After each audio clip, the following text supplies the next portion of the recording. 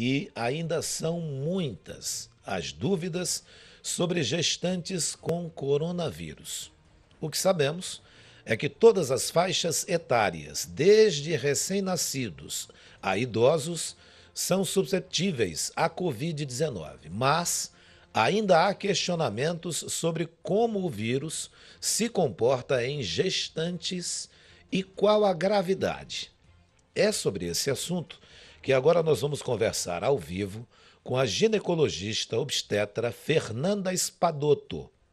Bom dia, doutora Fernanda Spadotto. Como vai a senhora? Bom dia a todos, bom dia a todos aí do Amazonas. É um prazer estar aqui com vocês, tentando esclarecer algumas dúvidas. A gente está muito feliz em receber a senhora também, a senhora que está aí no Sudeste, em São Paulo, não é?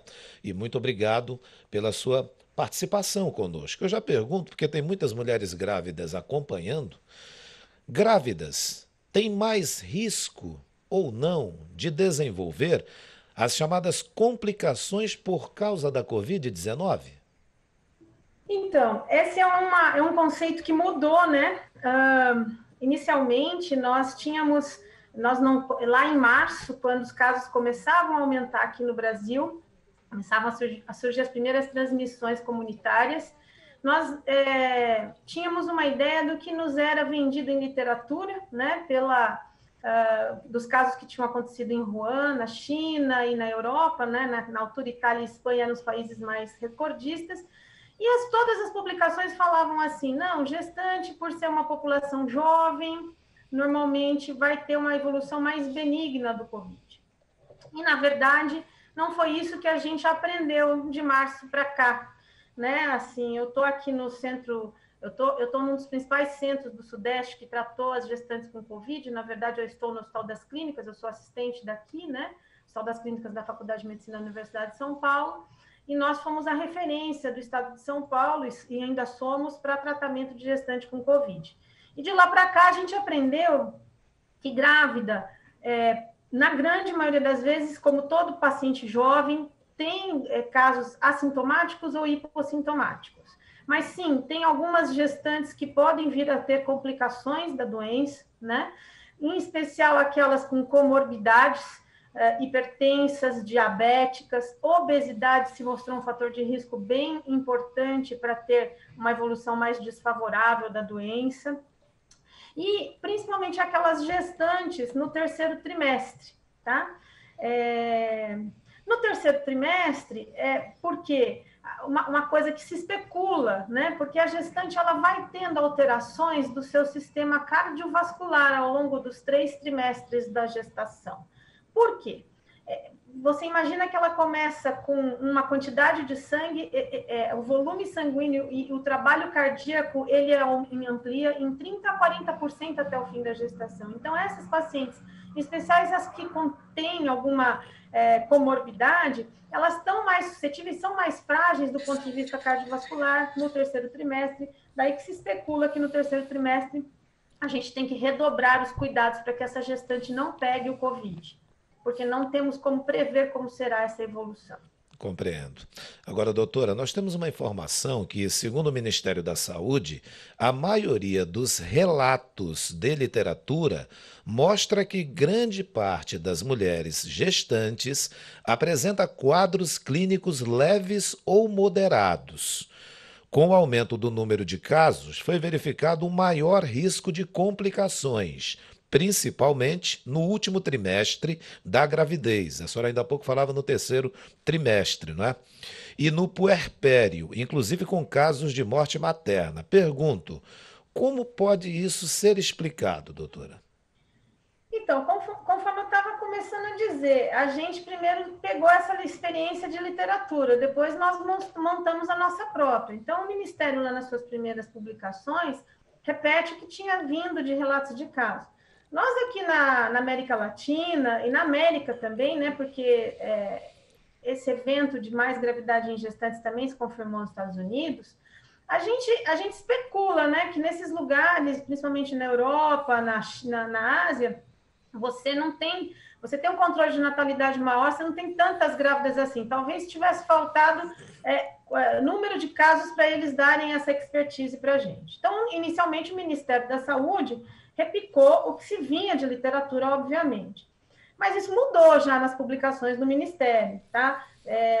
Convido a todos aí, nós fizemos um trabalho, nós, professores de diversas universidades no Brasil inteiro, nós fizemos um trabalho, eu sou uma das 16 autoras, a gente fez um manual de manejo da gestante puérpera com Covid, que saiu em setembro. Nesse manual, a gente quis deixar claro que temos que ter, sim, cuidado, que grávida é, sim, população de risco. Então, a postura do Ministério, esse manual data de setembro, ela mudou por ocasião desse documento mais recente, porque, como disse, foi baseado na nossa experiência nacional e não só em relatos de literatura, tá?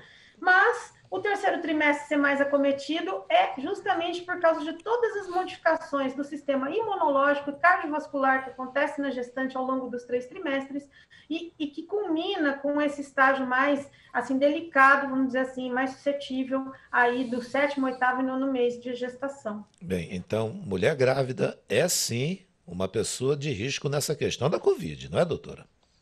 Eu, inclusive, faço consultório, eu falo para as minhas pacientes, gente, fica guardadinha em casa, em especial no terceiro trimestre. Agora, uma outra dúvida que as gestantes têm em relação, nós estamos aqui focando no que acontece com a gestante, e eu recebo muitas perguntas e para o feto, né? Seria prejudicial para o feto?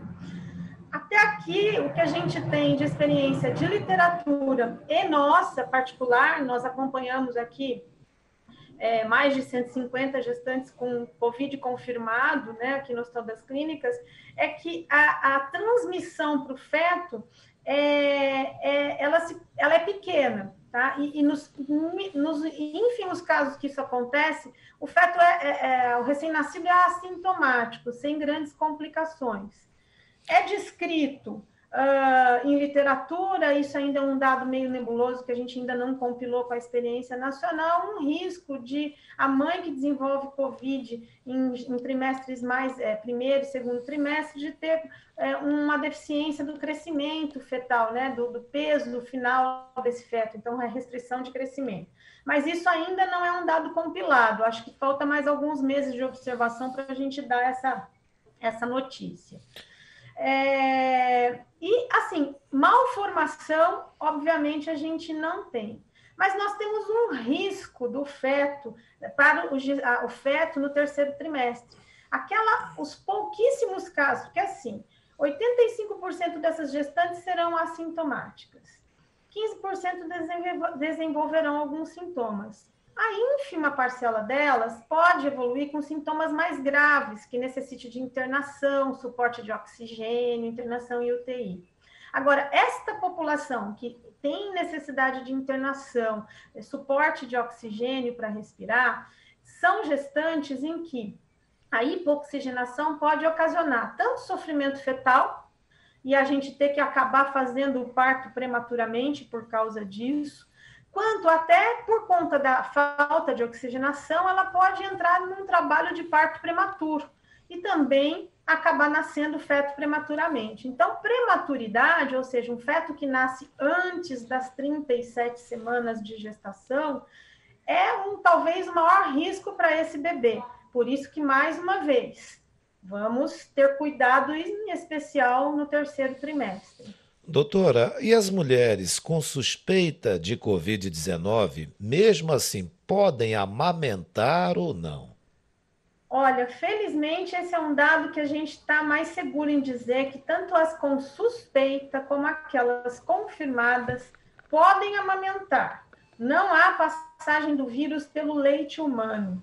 Mas nós temos que ter um cuidado, porque a grávida que está a puérpera que está sintomática principalmente, ou mesmo com a suspeita assintomática, ela pode estar transmitindo por aerossóis o vírus, né? Então, durante aqueles 14 dias que é sabido, né, que a doença você tem o contágio, você tem 5 dias de período de intubação, você tem uma piora clínica de quem vai piorar entre o 7º e o 10º dia, mas até 14 dias essa pessoa infectada pode estar transmitindo o vírus para alguém.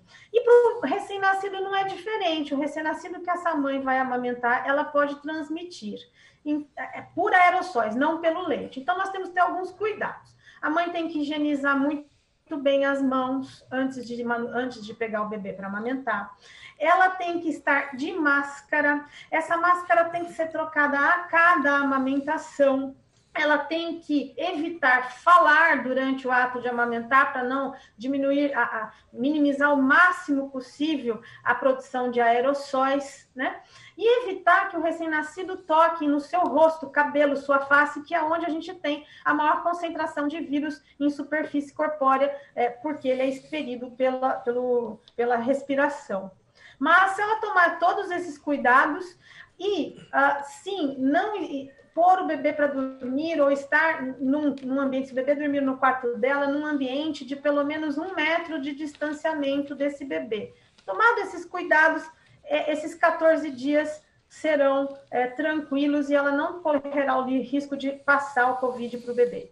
Obviamente que isso são para aquelas mães hipossintomáticas ou olipossintomáticas ou com suspeita, e aquelas que evoluem de uma forma pior, vão estar internadas e muito possível, e a amamentação nesses casos será interrompida, só podendo ser mantida por ordenha de leite, onde todos os cuidados de higiene também serão necessários, mas a mãe, pela condição clínica, nesses casos, não conseguirá mais amamentar. Essa entrevista... Mas naquelas hipossintomáticas, olipossintomáticas, é tranquilo. Essa entrevista que a senhora está participando, ela está sendo muito esclarecedora. Por exemplo, as mulheres costumam ter o cabelo comprido, né? E a senhora disse ainda há pouco que, olha, o cabelo segura lá, até porque fica solto, né? Fica completamente solto. Então elas têm que lavar mais os cabelos também, como precaução, doutora? Ou mantê-lo preso, quem sabe? O ideal é que sim. Principalmente o cabelo preso. Essa é uma orientação que a gente dá não só para as mães nutrizes, como para os profissionais de saúde, né? Eu sou aqui, eu oriento residentes, alunos de medicina, e assim, a gente toda hora que está no policiamento, porque as pessoas que estão em casa, ajudando a cuidar de alguém com Covid, prendam os cabelos, as pessoas, ele é um veículo, o vírus fica preso ali, e a gente orienta para que sim, a mãe que está amamentando, acho que vale a pena lavar os cabelos pelo menos diariamente e mantê-los presos durante o cuidado do bebê. Doutora, também tem uma informação aqui que é a seguinte, é uma pergunta. Aquelas mulheres que estavam planejando engravidar já há muito tempo, enfim, e aí vem a pandemia, e aí vem agora essa informação que a senhora de forma muito clara explica para a gente, seria melhor essa mulher adiar a gravidez, adiar os seus planos ou não? Olha, então, a gente aqui tem uma hipótese, né? Não acho que aí em Manaus está acontecendo também, isso está acontecendo em todo o território, em 17 dos estados do país, que a gente está tendo um aumento, né, do número de casos, né? Não dá, alguns especialistas não conseguem chamar de segunda onda porque nós não terminamos a primeira, né? A gente não zerou as transmissões ainda comunitárias para chamar que isso seria uma segunda onda. Mas sim, nós estamos com aumento de números de casos. Mas se a gente pensar no SARS-CoV-2, né, o coronavírus, ele é um vírus de transmissão aérea, né? Então, que dá uma infecção respiratória. Historicamente, as infecções respiratórias acontecem mais, ao exemplo das gripes, né, do H1N1, nos meses de outono e inverno, que seriam de março em diante, de março até setembro.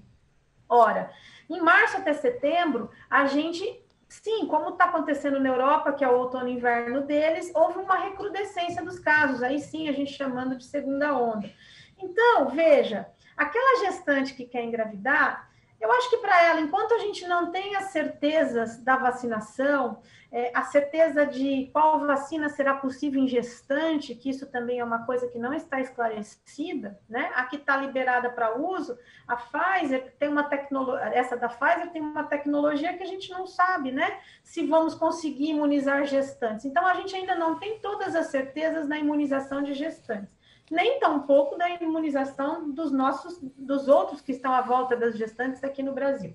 Então, ora, essa gestante, para minimizar seus riscos, talvez valesse a pena ela não estar no terceiro trimestre nesses meses mais críticos do ano que vem, de março a setembro. Então, a orientação que eu dou no meu consultório é posterga um pouquinho mais. Imagina, comece a tentar de março em diante, porque daí pelo menos você está na fase de mais risco, que é o terceiro trimestre, já se tudo der certo, em diminuição do número de casos.